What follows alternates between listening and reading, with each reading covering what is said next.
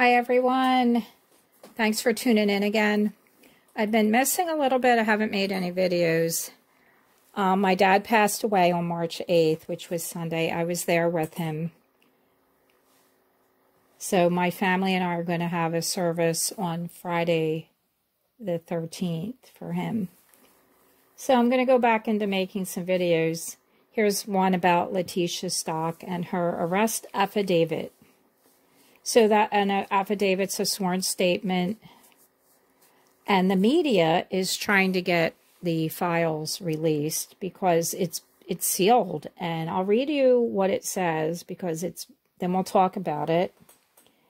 Fox 31 and Channel 2 joined a large group of Colorado media organizations requesting Letecia Stauch's arrest affidavit be unsealed. The motion was filed Monday afternoon by Denver-based attorney Stephen D. Zansberg. It requests the court orders the affidavit to be unsealed. Zansberg is representing 14 print, broadcast, and digital media platforms based in both Denver and Colorado Springs. The affidavit has been sealed since Stauch was arrested last week. She is accused of killing her stepson, 11-year-old Gannon Stauch. The state is not opposed to the unsealing of the affidavit. However, Stauch's legal counsel says she is opposed to it.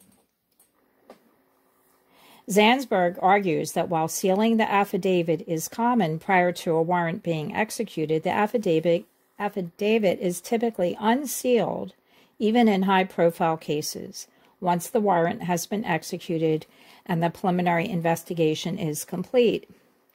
Moreover, Zansberg says that because a potential trial in this case is months away, there are multiple ways to protect Stauch's fair trial rights, and there is, quote, there is no basis for continued denial of the public's right to access judicial records, unquote, on file. While the public's right of access to court records is a qualified one, not absolute, judicial records may properly be sealed from public inspection only where findings have been made on the record that continued sealing is necessary to protect an extremely weight governmental interest and that no less restrictive alternative means exist to adequately protect that interest. I think they made a mistake. I think they meant to say extremely weighty governmental interest. So they said weight. It's not really worded properly, so it could be a typo. Such findings have not been made, nor can they be made, with respect to the affidavit of probable cause on file in this court. Accordingly, the media petitioners respectfully seek the immediate unsealing of the affidavit of probable cause, the motion states.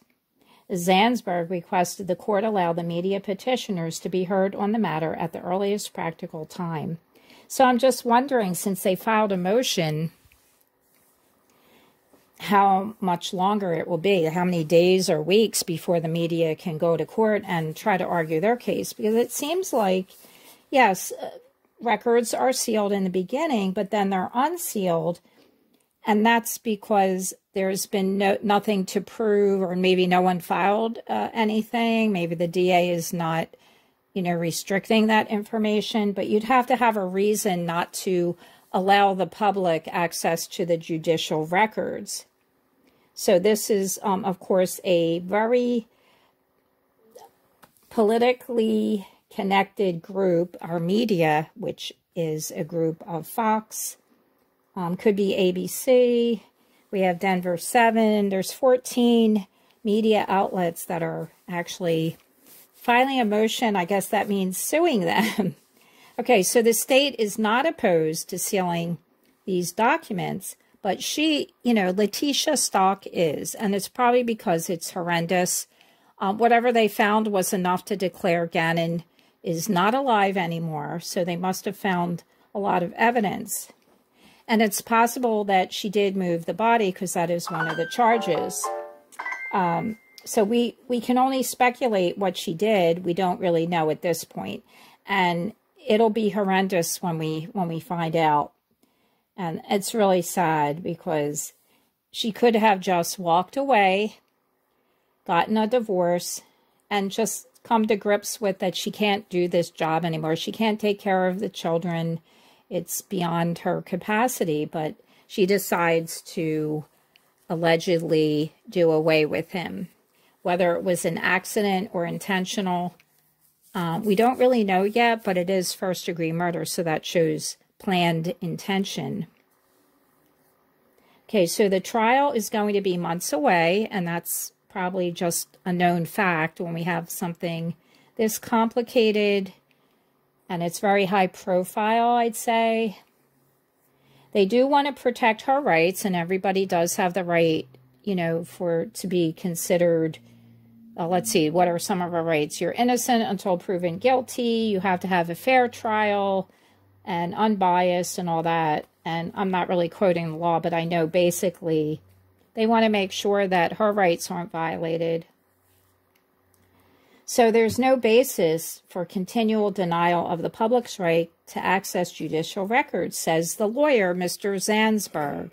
Now, right from the beginning, the sheriff, who I feel handled this case pretty good, that's my opinion. And if you look at the El Paso Sheriff website, they actually, if you just look around and click on things, you'll see that the sheriff notifies everyone of where they will be sitting on like a speed trap, basically. They say, we are going to be on certain days at this highway.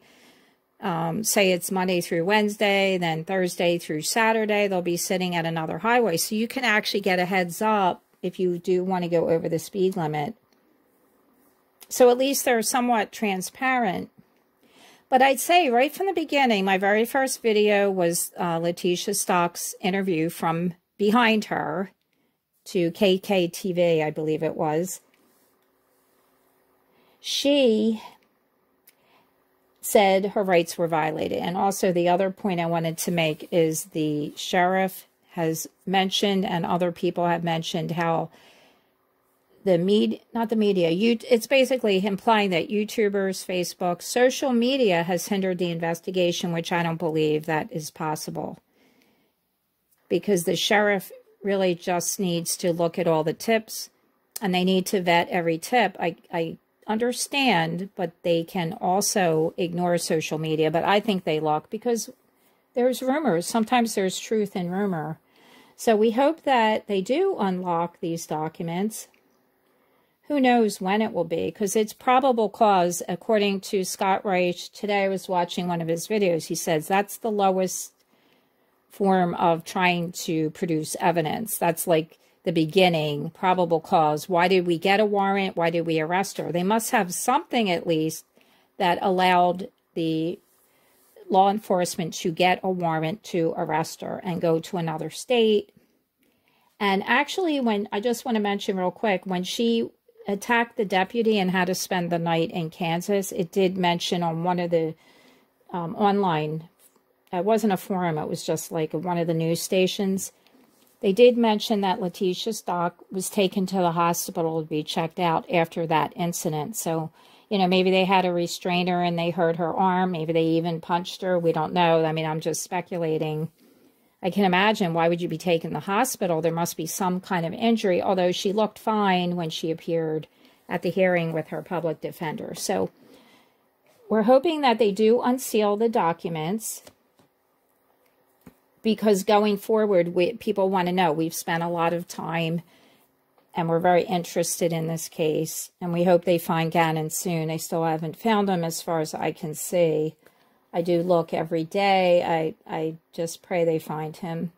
Okay, so that's it for today. I'm going to make a video coming up about the garage sale murder, and that happened in Texas. And thank you so much for watching. I really love you guys. Thanks for all the new subscribers. Take a minute. Give me a thumbs up. Subscribe. I'll see you on the next one.